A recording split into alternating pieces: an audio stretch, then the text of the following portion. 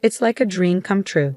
We got a huge $300 million inheritance in our very own company. When the workers saw my sister-in-law, Mary, celebrating our dad's inheritance, they started whispering to each other. They were super happy, and Mary proudly said, "Shay, keep it down. This is the moment when my husband gets to take over the company and get $3 million. After hearing that, one of the workers burst out laughing. My older brother, sitting next to his confused wife, was reading a will from the lawyer. His face went pale as he read it. "Look at this," my brother said, showing her the will. She screamed.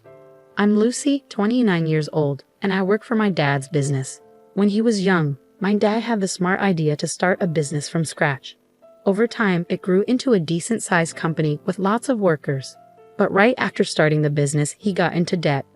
Even as a little kid, I could see how tough it was for my dad.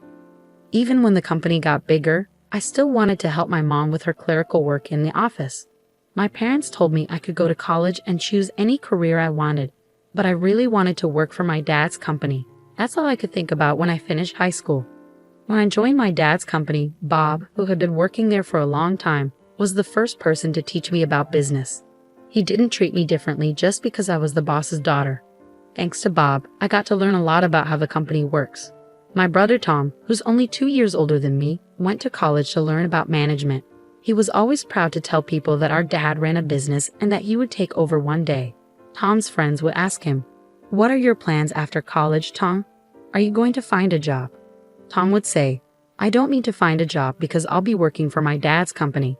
I'll become the president eventually, so I'm taking my time to learn about management until then." "Wow, you're going to be the next president. That sounds like a really stable future. I'm kinda jealous," one of Tom's friends said. "Tom, you have a younger sister too, right? Won't there be a competition over who gets to take over the company?" Another friend asked. "Yeah, I have a younger sister, but she's just finished high school and she's pretty down to earth," Tom replied. "You always say that, but I've heard she's actually doing some important work behind the scenes at the company. If I become president, I'll make sure to keep her on board as long as she listens to me," Tom assured.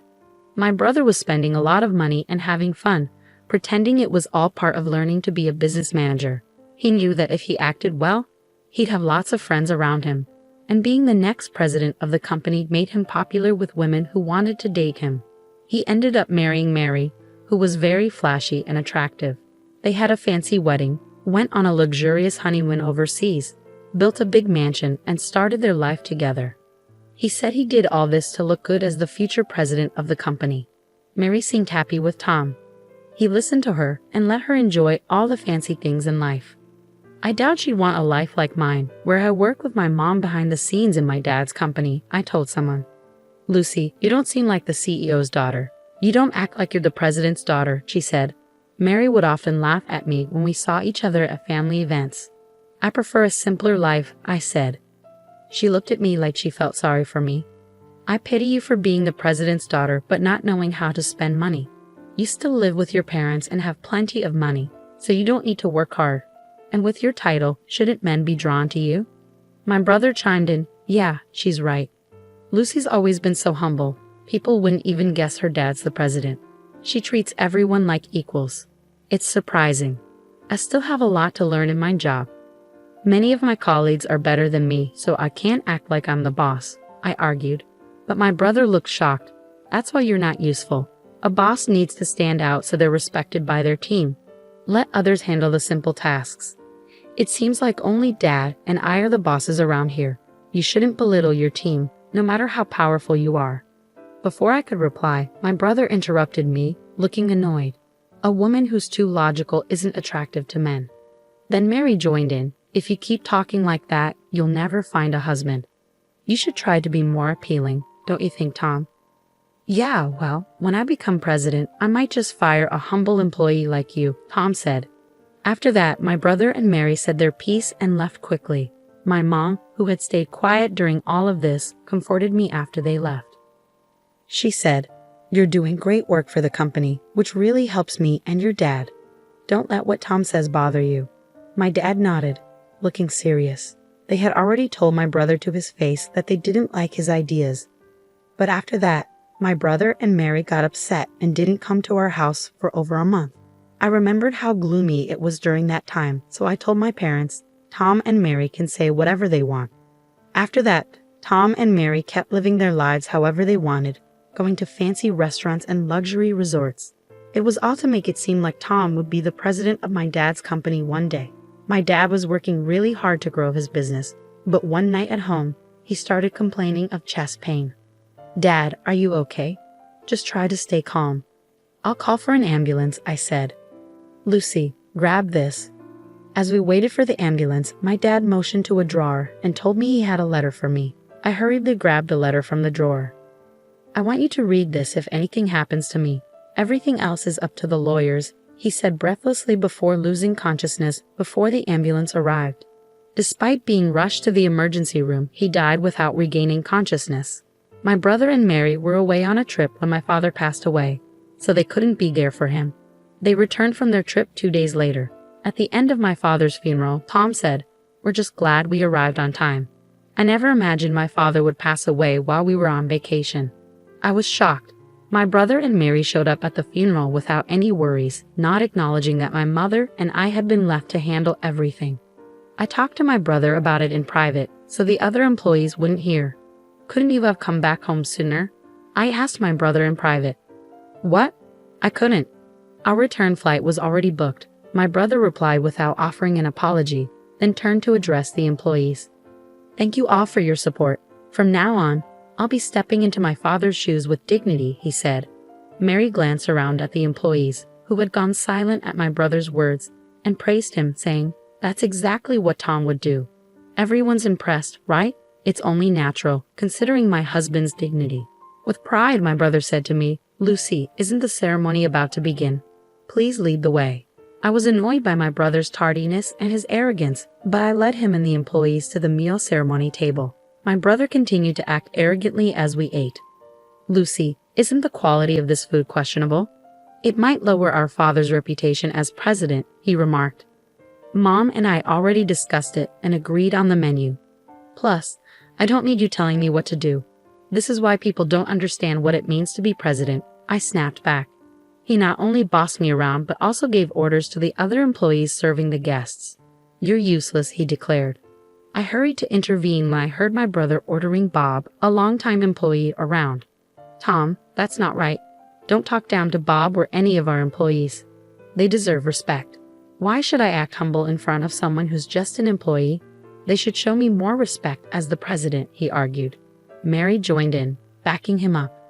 "That's correct. Lucy, stop disrespecting Tom, the president of the company. If you keep disobeying him, he can fire you. He's in charge," she warned. Just as my brother and his wife were getting worked up, a man showed up. "Sorry to interrupt. Your father asked me to handle his inheritance," he revealed. He was the lawyer my father had hired while he was still alive. Then it hit me. My father had mentioned before he passed away that he had already hired a lawyer.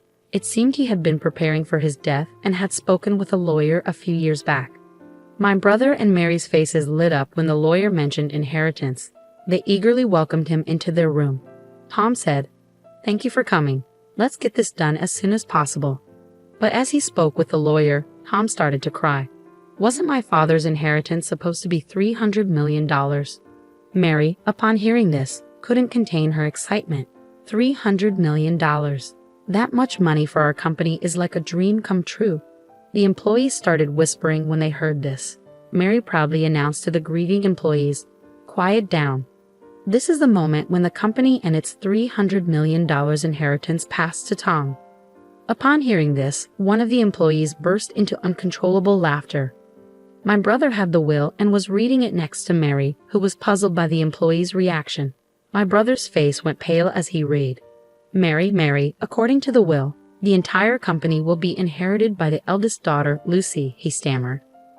He stared at the will for a moment, then erupted. "This can't be. It's wrong." The lawyer, sounding troubled, confirmed, "This is a legally binding will." My brother's voice grew more strained. "What? I can't believe this. How can Lucy become president instead of me?" "Maybe Dad was just getting old and forgetful," Mary chimed in. "Yeah, your father wasn't thinking straight. A will made by someone losing their mind is worthless." Hearing this, I lost it. I couldn't stand by while they insulted my late father. I couldn't let anyone, even family, disrespect my father, who was a good man till the end.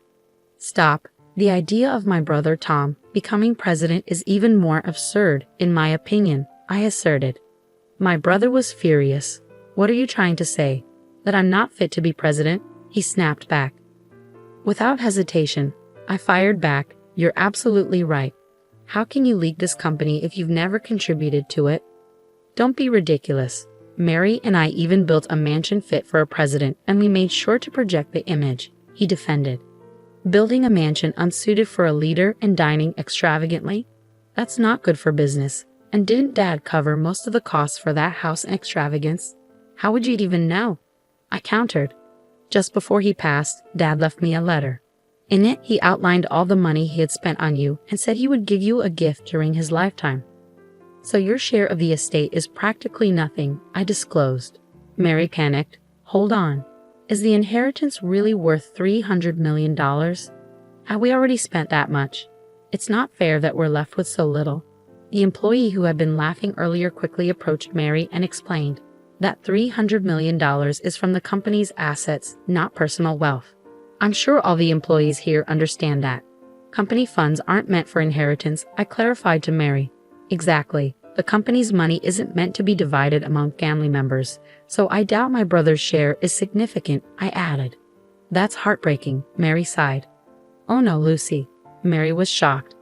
The inheritance? $300 million? My brother suddenly stood up as if he'd had a revelation and shouted at the employees, Do you really want a plain woman like Lucy as your company president? You must see that I'm more qualified. I have the same charm as my father. None of his colleagues sided with him. Bob took the lead and spoke to my brother. Your father, the one you're succeeding, was a charismatic founder of this company, but you and he are different. What you have is arrogance, not charisma. My brother flew into a rage when Bob calmly countered him. Tom, you may hold a position in our company, but us, the employees, hardly ever see you around. I don't have time for actual work in the company. I'm too busy networking with others. There's no time for menial tasks, my brother argued. Networking? Going on trips and partying all night? Is that what you call networking?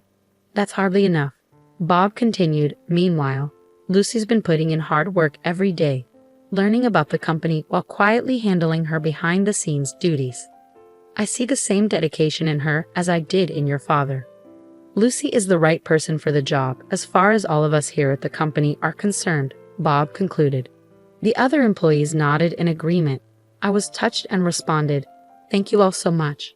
Honestly, I'm taken aback by this news, but having seen my father's passion for the company firsthand, I share the same dedication. I'm grateful for your continued support. The employees warmly applauded as I bowed deeply. Emboldened by their applause, I spoke firmly. Each one of you here is a valuable friend who has contributed to our business.